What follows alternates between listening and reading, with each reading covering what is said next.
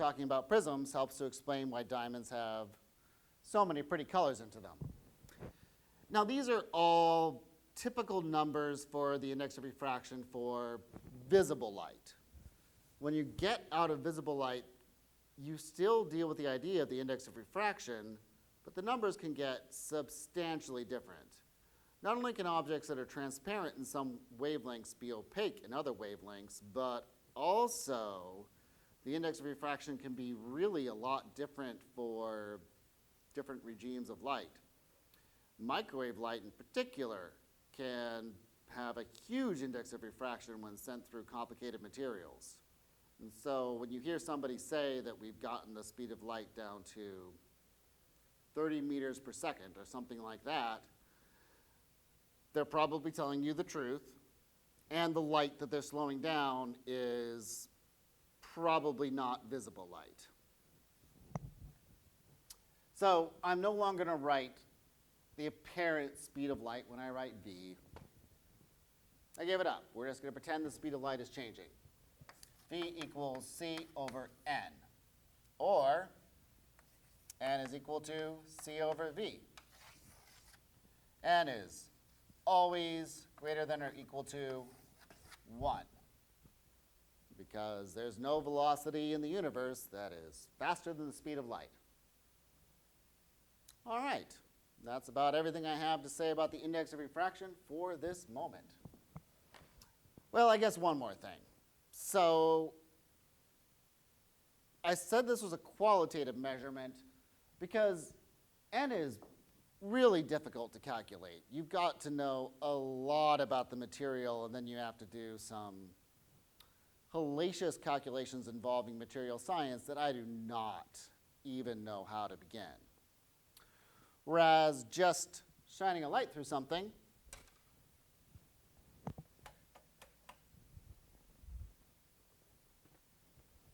and measuring how much the light bends by is very easy.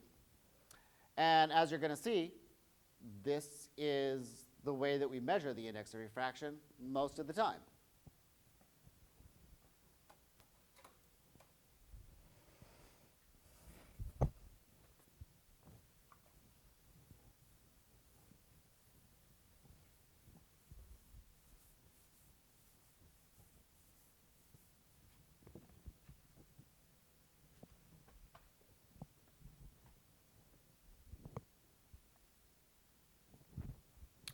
Pardon me, just taking a look at the time. I would guess that I've been talking for about 40 minutes. Who knows?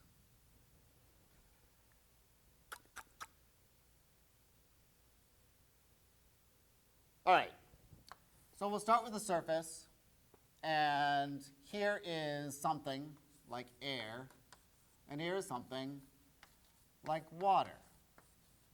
Now I'm going to have some light coming from the water side. And similar to how I dealt with this in reflection, the relevant thing I'm going to be measuring the angles against is measured relative to the normal. So I'm going to call this theta 1. You could as easily call it theta incident. And then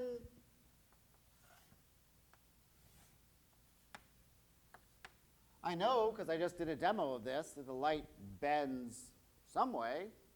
Do you all remember if it bends closer to the normal or further from the normal? Again, you have the power of rewind. But don't bother this time, because I'm going to show you once more.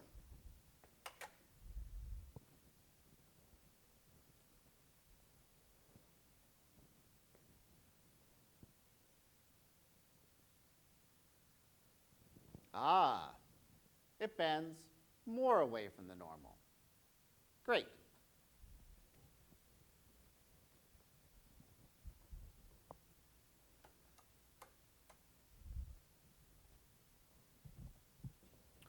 So I now know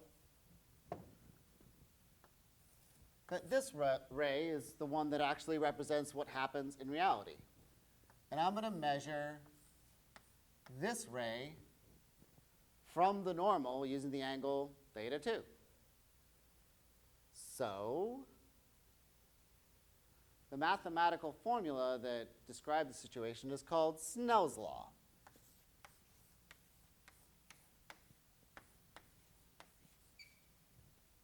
And Snell's Law is formulated thusly.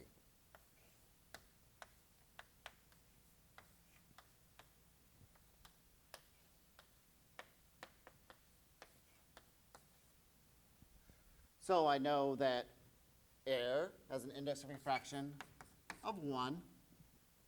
I know that water has an index of refraction of about 1 1/3. Let's pretend I know what this incoming angle is. I'm going to say that theta 1 is 30 degrees. Because I know what sine of 30 degrees is, and I'd like to be lazy. So we are in water, so N1 is 1 1/3. Sine of 30 degrees is going to be 1/2 is equal to N2 is just 1 because we're entering air. And theta 2 would be the only unknown thing. So I can do that math. Sine of 30 degrees becomes 1/2. This is really 4/3, so this is 4, 6 is equal to theta 2, provided I am taking the arc sine of both sides. The arc sine of 2/3. Let me ask Google real quick.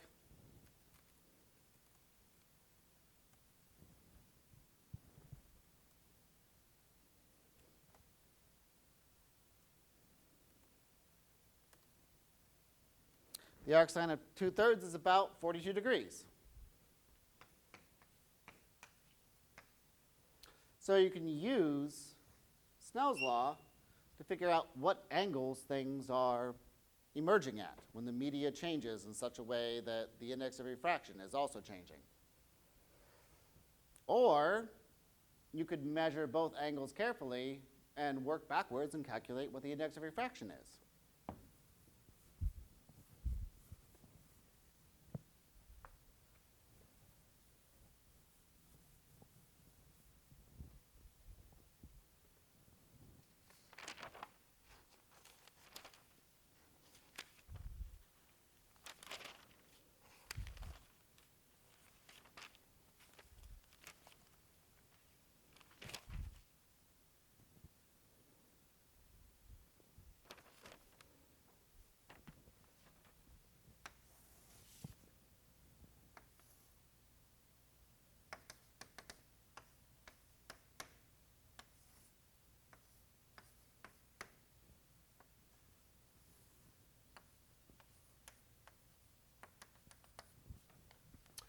So I have a ray that's coming in. Very few objects will not reflect at all. So give some truth to the fact that some portion of the light does reflect off. But I'm really interested in what the light down here is doing. What angle is it refracting at? Let's say that this is water.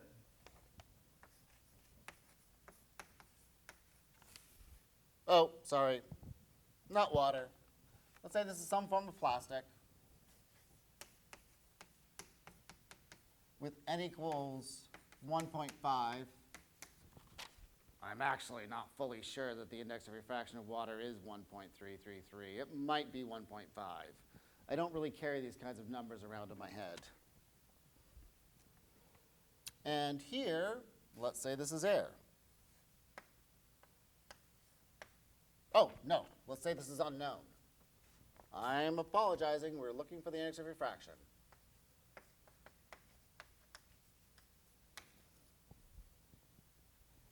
I'm going to say this angle is 30 degrees. And I'm going to say this angle is, shoot. This is a problem with having terrible handwriting is that sometimes you can't make out your own notes. So I guess I'm using Google yet again. I'm going to say that this angle is 15 degrees. So n1 sine of theta 1 is equal to n2 sine of theta 2. n2 is what I'm interested in. So n2 is equal to n1 sine of theta 1 over sine of theta 2. n1 is 1.5. Sine of 30 degrees is 0.5. And sine of 15 degrees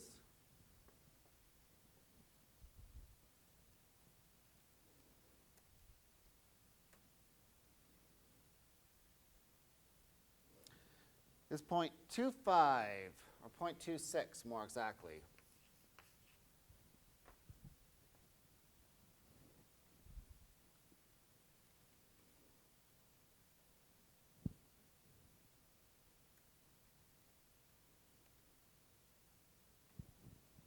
And the index of refraction of this new unknown material is 2.9.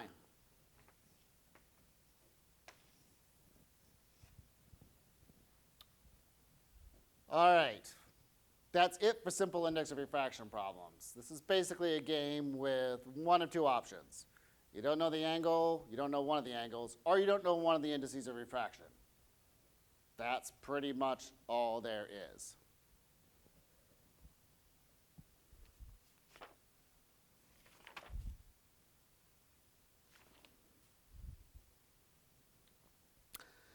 Normally at this point in the class, I would show you all a picture of an extinct piece of arcana called the Pink Floyd album, The Dark Side of the Moon. And I would show you the prism on the front of the dark side of the moon.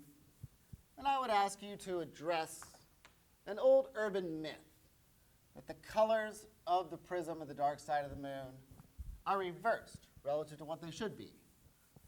So if you'd like to entertain that conceit for opening this lesson, go ahead and pause and look up the dark side of the moon on Google image search.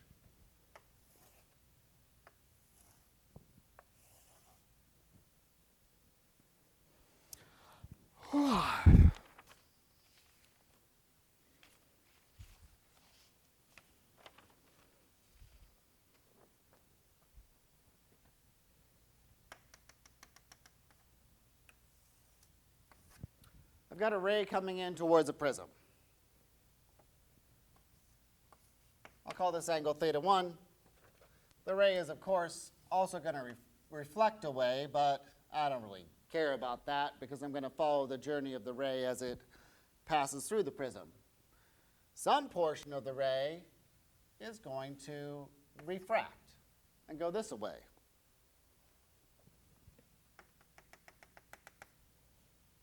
And then it will refract again on the way out. So I'm going to call this theta 1. I'm going to establish that this is a 60-60-60 triangle. So at least I know what the three angles are, and I know that all three sides have equal length, in case that should prove to be useful somehow. I'm going to call this angle theta 2. I'm going to call this angle theta 3. And I'm going to call this angle theta 4. All these angles are measured relative to the normal, so I'm going to be using Snell's Law with each of them. So, as is my wont, I'm going to set the initial angle going in as being 30 degrees. And I'm going to tell you what the index of refraction of this prism is.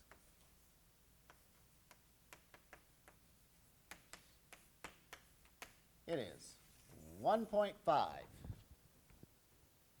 And in theory, you now have all the information you need to solve this problem. I'd like to encourage you to stop and try this for 10 minutes. It will be a good exercise, and this is also one of the problems that is classic for a test question. It's very, very, very common to see this sort of problem on a test. All right.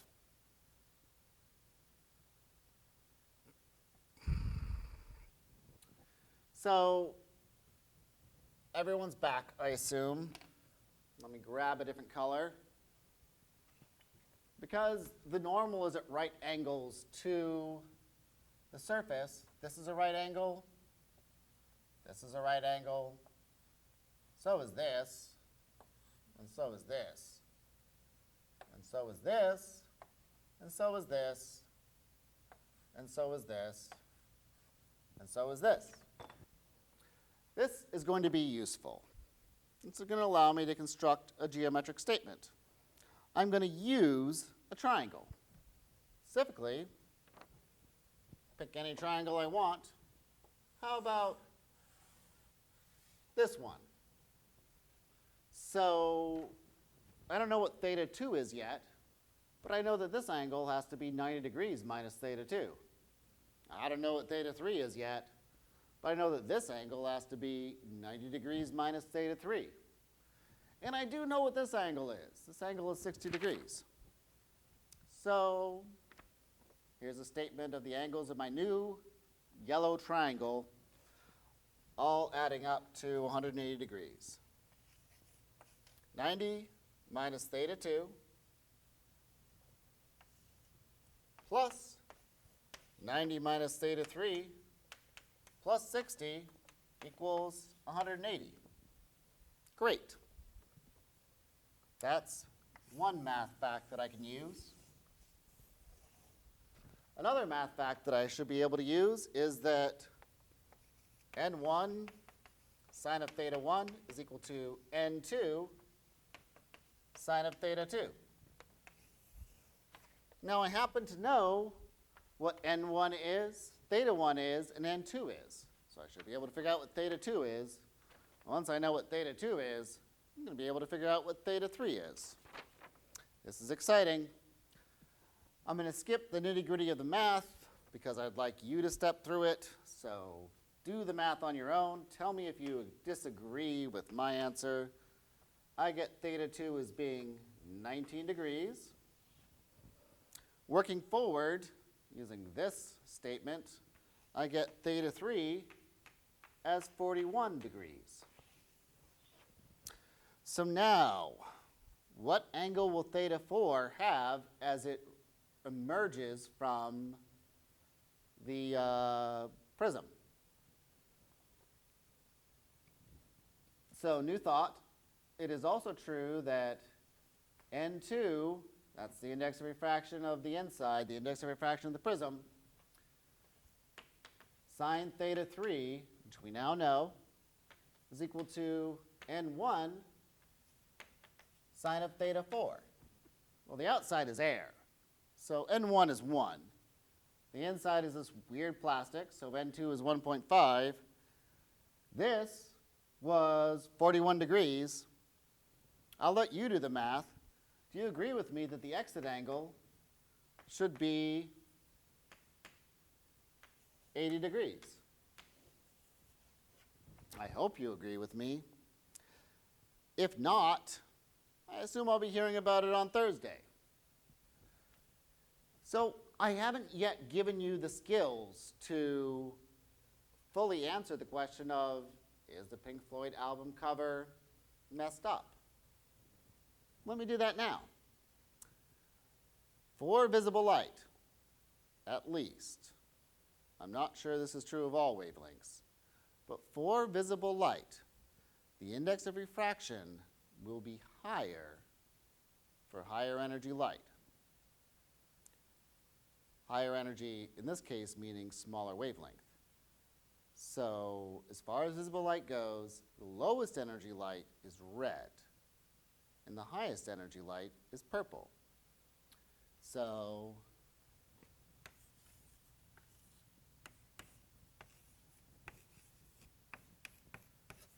Roy G. Biv,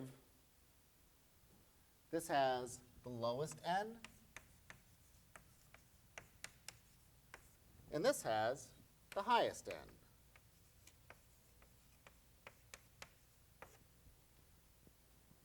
So with the math that I've done up on the board, I'd like you to come to me with an answer. If the index of refraction is higher for violet than it is for red, is the Pink Floyd album cover correct, or is it flipped? Interesting stuff. Now I'm going to erase it all.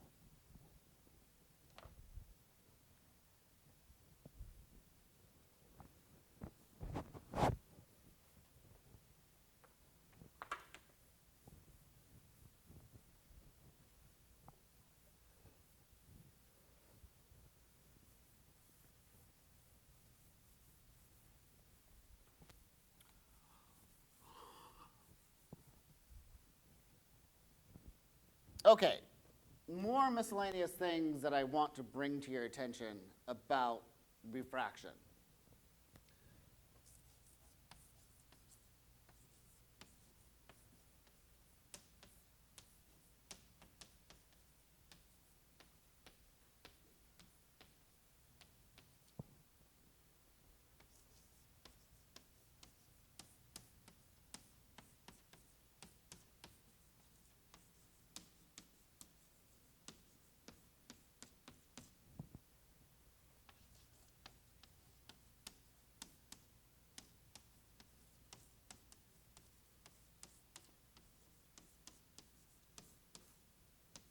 First point, when a ray hits a surface parallel to the normal,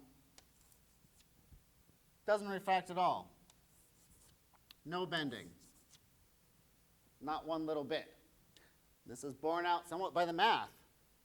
The normal is in exactly the same direction as the ray, so theta 1 is 0.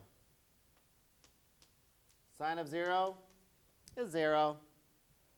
So when you have a formula like n1 times 0 is equal to n2 sine of theta 2, there's really not a lot of options left for sine of theta 2 beyond being 0 itself.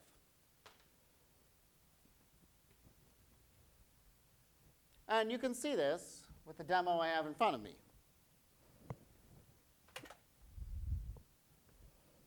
So I'm going to bring the light closer and closer and closer to being directly on the normal.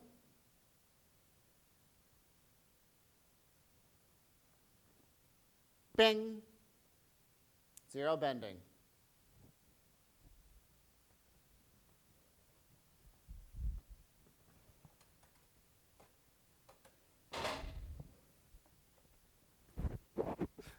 So an example of this that you may have seen, for those of you that are enthusiasts of traveling on relatively still lakes, is that as you look through the lake at objects that are kind of far away from you, your sense of distance is distorted.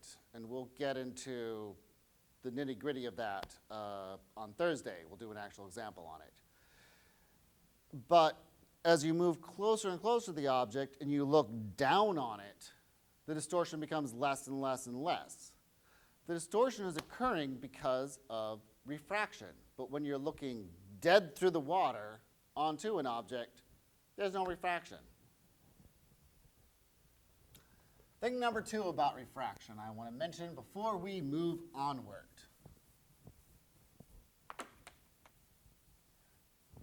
And this time I'm not going to bother to write the words on the board because there are oh so many words. So just pay attention to what I say. When the surface itself is comprised of 2 similar lines, and the media that you are coming from and re-emerging from are the exact same medium, so this could be air, this could be water, this could be air, this could be water, this could be air, this could be water, whatever. Then as it happens, theta 1, theta 2, aha.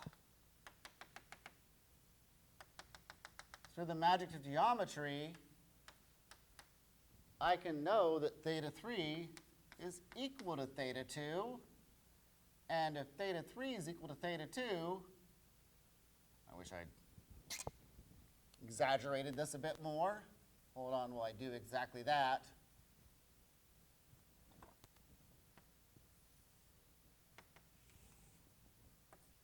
Theta 2, theta 3 is equal to theta 2.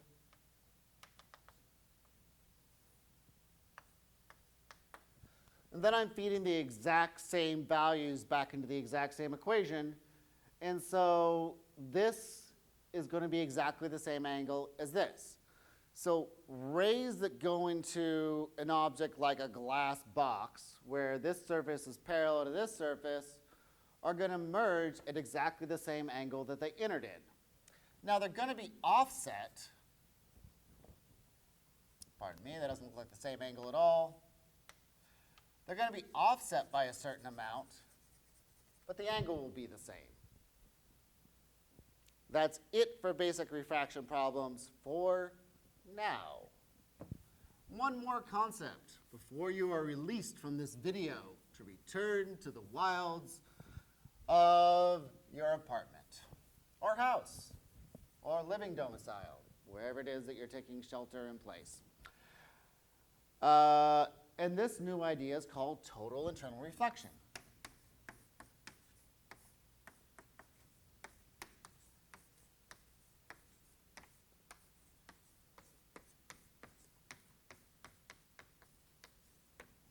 So this is a very cool thing.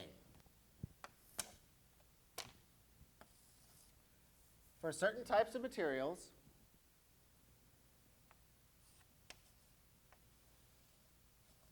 you can have a setup where the light just doesn't refract at all.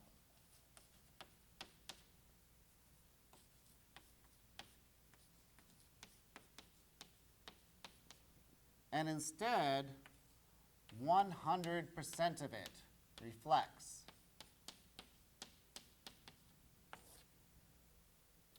And it can bounce around inside of materials like this. That 100% reflection can occur even if the material has a very odd shape indeed.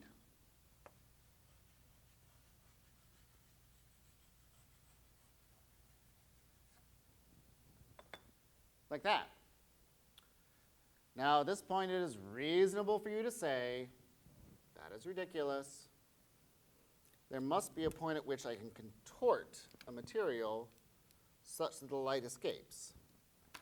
And the answer is, if it's the right kind of light, then not necessarily. Excuse me, if it's the right kind of material, then not necessarily. I was busy being befuddled about the fact that I plugged something into something else that was wrong. So a quick example of total internal reflection. Here.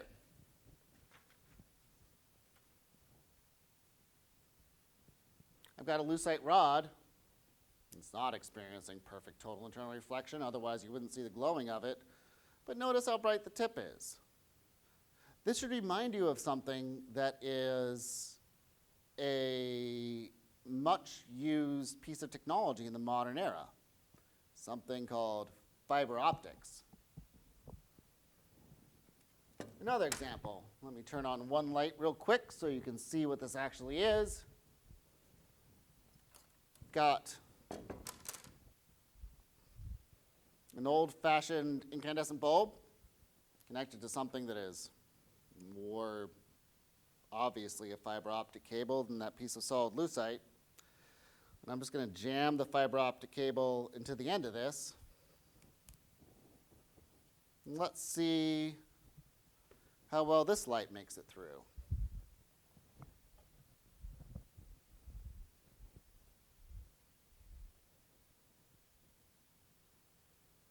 There you go.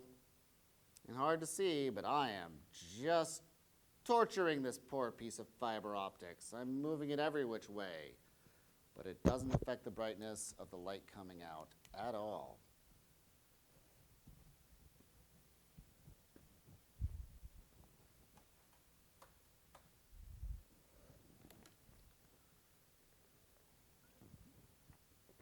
So the primary use of total internal reflection in our modern world is definitely fiber optics.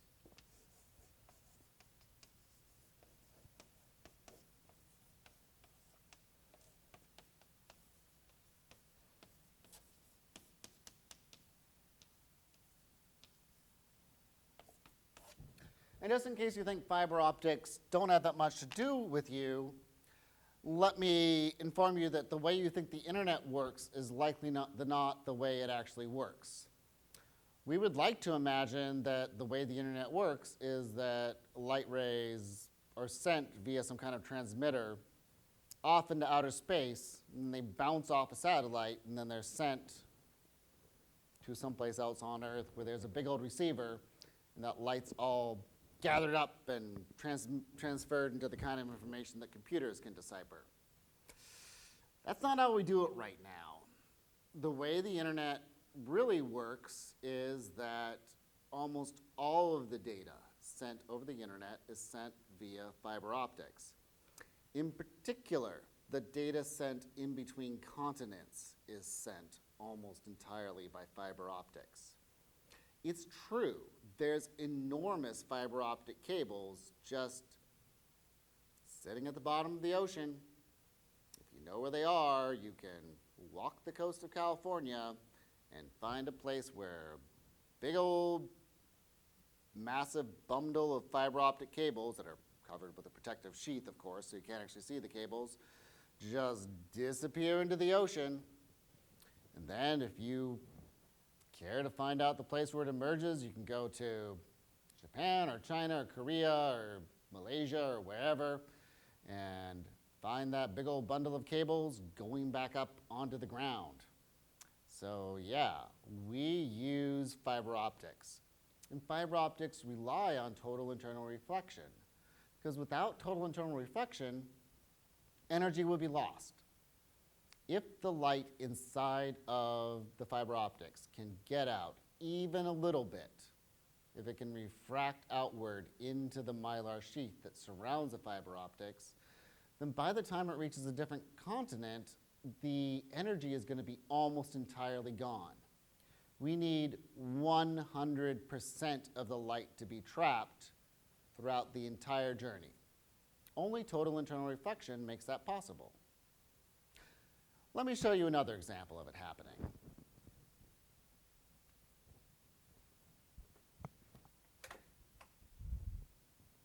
Oh. If I were UC Berkeley's lecture demo person, I presumably would have had the sense to transfer my battery to the right device before I turned the lights off.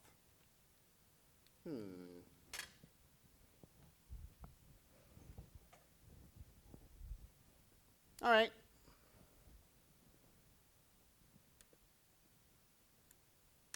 Not all right. Hold on.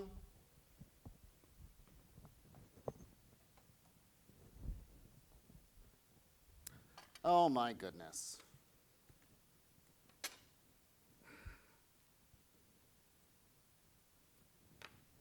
One more time.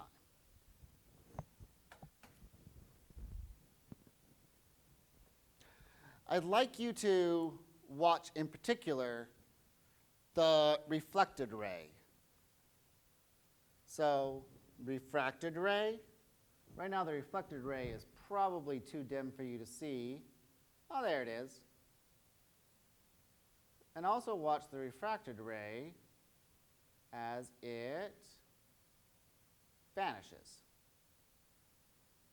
Now I'm going to back it off.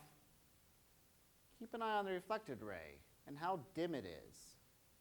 But once refraction completely disappears, the reflected ray becomes as bright as the incident ray that's coming out of the lamp. So when refraction is possible, then some portion of the energy is lost when the refracted light travels out of the system of water. But when refraction becomes impossible, then the reflected ray is as bright as the incident ray. This can, in theory, bounce down a long corridor of light without ever losing any information.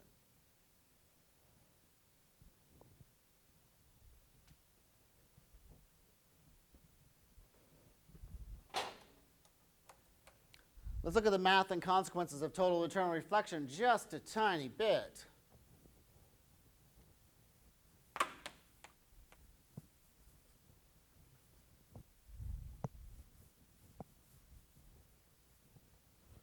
So here I am inside of my fiber optic cable. I have a piece of information traveling as a ray. And boy, oh boy, do I not want it to refract out of this system. I just want it to reflect. So here, and no refraction.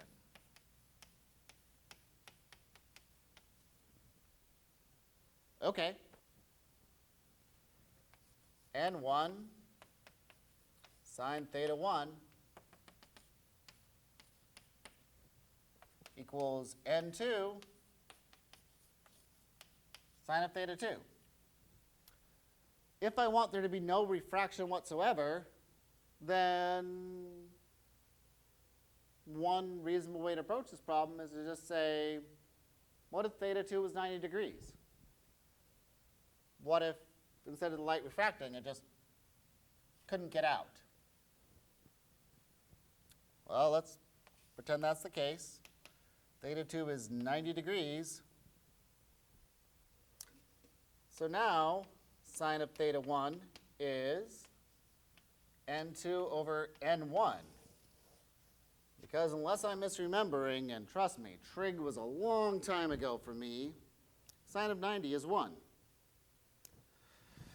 This is important enough, I need to make the 2 more legible. Okay. So another way to put this would be that